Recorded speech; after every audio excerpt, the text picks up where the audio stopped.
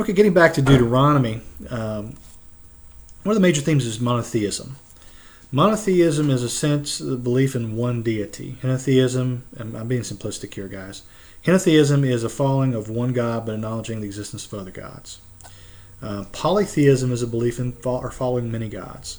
Again, that's kind of a simplistic definition, but there seems to be this notion of monotheism going throughout Deuteronomy, and the works that are seem to be influenced by Deuteronomy, Deuteronomistic history, Joshua, Judges, Samuel, books of Samuel, the books of Kings. In fact, the Shema in Deuteronomy 6:4 through 5 is a prime example of monotheism. Hear, O Israel, the Lord your God, the Lord is one.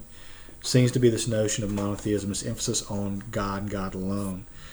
And I put in a slide there, it says more thoughts on Deuteronomy's monotheism in Live Ancient Near East, that, monotheism, or at least the type of monotheism we see fleshed out in Hebrew Bible, in later portions especially, sets Israel or the Judahites or whatever group composes text as being different. The ancient Near East, you had a pantheon of gods. If you're familiar with anything Greco-Roman mythology, they had a pantheon of gods, or theon gods, bunch of gods. There's usually a chief god like a Zeus, or even something like a Baal, maybe. A chief type god, or a Marduk, maybe. Who the chief gods and the lesser gods kind of coalesce around them.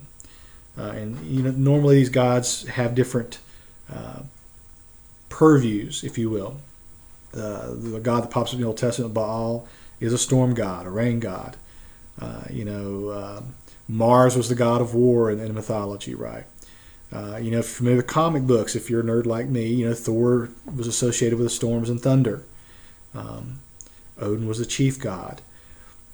The Hebrew Bible says, well, no, there's one God. Now, people look through these archaeological records, scholars have, and if you've watched the video, the Bible's Buried Secrets, is that Israel didn't always practice what the ideal is set up here in Deuteronomy and other places. The Yahweh and his Asherah. Sometimes God was worshipped with a consort, the kind of a folk religion, if you will. People didn't always worship like they're supposed to.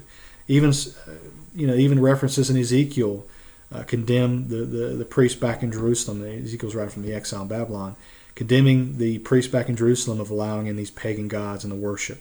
The story of Josiah, and not only Josiah, but the reforms of Hezekiah and Kings, we find the tearing down or destruction of, or something going on with places of worship, high places, the groves, the sacred groves, the Baals, the Asherahs, what have you. They're being torn down, destroyed, in an emphasis, especially in Josiah's story, an emphasis on focusing on Yahweh, the one God, the one place of worship, what have you. And we find some of these themes in Deuteronomy, a sense of fidelity to God, the fidelity to the covenant with God.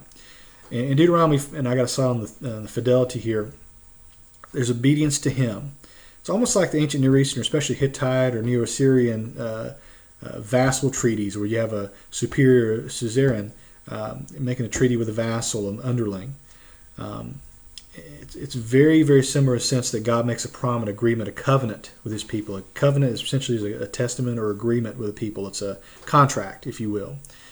And there seems to be a sense of God demands obedience. And one of the things we find in mystic history, especially the works that seem to be influenced by the themes in Deuteronomy or vice versa, what have you, is this notion of if you do good, you follow God, you're obedient to God, you're rewarded. If you're disobedient to God, you don't follow God, you're cursed, you have sin, you have some problems in your life. For example, Solomon, his heart turns away from God. He becomes a bit of an apostate and worship and allows these other gods to come in based off his wives. He's disobedient. Therefore, his kingdom is torn in two afterwards, after his reign. Jeroboam and Rehoboam have the northern and southern kings of Judah and Israel. Another theme of Deuteronomy is centralization of worship. We find in Deuteronomy 12, 18, 16, 7, 16, and 11 the phrase, the place that the Lord your God will choose, points to a greater notion of Israel only worshiping in a central location instead of at any place you happen to see in Deuteronomy 12:13.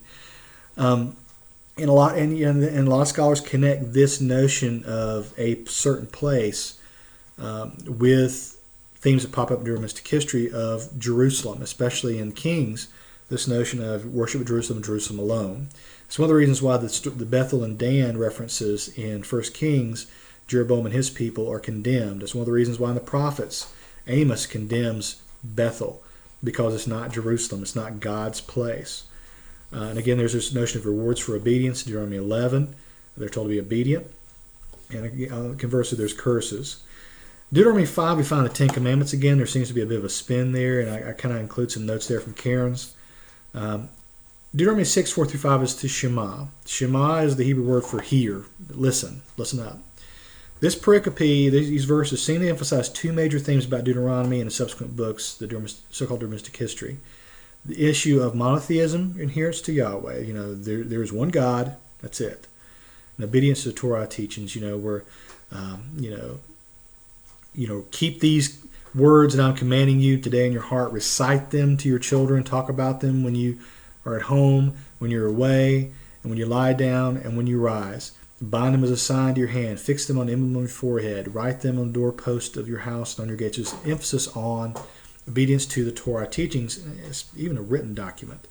There seems to be a rise in textuality in Deuteronomy, the later parts of Deuteronomy, later written parts of Deuteronomy. We find a rise of textuality in the story of Josiah. We find a rise of textuality in this post-exilic world that produced Chronicles. An emphasis on the written text as opposed to the verbal word of God. So something to think about there. That's one of my things I play around with, and I'll probably play around with my dissertation. Deuteronomy 34, 10 through 12. Deuteronomy 18, 15 seems to speak of God as raising prophets like Moses. But Deuteronomy 34, 10 says there is never, there isn't a prophet like Moses. Some scholars see these two verses conflicting ideologies, different redactional editorial layers, or by different people, different times, different scribes, what have you. Some of those who follow the line of thought see Deuteronomy 34:10 through 12 as being an ideological or rhetorical corrective, asserting the prominence and authority of the Torah and Moses over the former latter prophets. In other words, some like Conrad Schmid, who I cited in that slide there, the last slide, say that Deuteronomy 34 was written later by a religious community who found that there was more weight, that God spoke more maybe. That's a bit of a stretch maybe, but that the Torah, the Pentateuch, was more important than the prophets or the writings. So therefore, since the Pentateuch and Torah seems to be associated with this tradition that goes back to Moses, this word of God through Moses, then this is more important than the prophets, what have you. I liken it to the notion of having a canon within a canon. And functionally, a lot of Christians function that way, in the sense that we tend to emphasize certain books over others. How many of you have done Bible studies, and have you done Bible studies on 1 Peter, 2 Peter? Probably not. We may focus on the Gospels. We may focus on certain writings of Paul, Romans, Galatians. When's the last time you looked at Philemon? When's the last time you looked at Jude? We tend to give more weight to other documents and more so. I mean, like I said, a lot of Christians, evangelical Christians, tend to emphasize certain writings of Paul, or they specifically emphasize the words of Jesus.